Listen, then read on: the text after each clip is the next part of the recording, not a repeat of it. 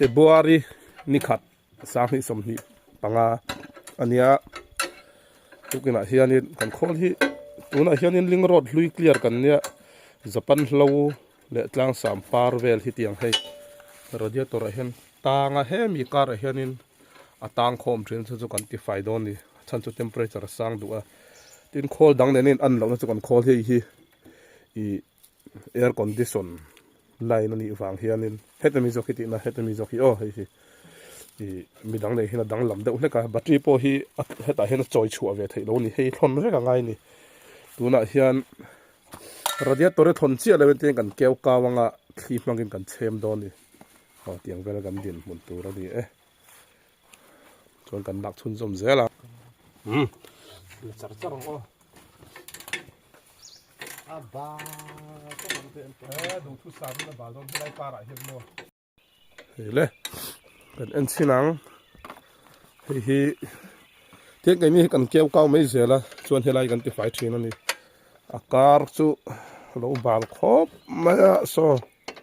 in muthia memo he akar kan en don ni lo bal trek khop mai he vai hen temperature sang zero he lai kar po e radiator tak phei chu so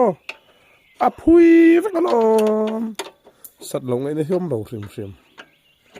kan ti fai do ni tuna hianin radiator kan ti fai do na hei hetiang nimpar sinte te hi hemi adrila hian hei JCB original drill ko zau zong ani ma se bol hlu du ti kan se sa wangen hei net sinte hianin kan tuam sa veka amero khutiang kara khwanin tun lai chu Japan hlo le tlang sampar hi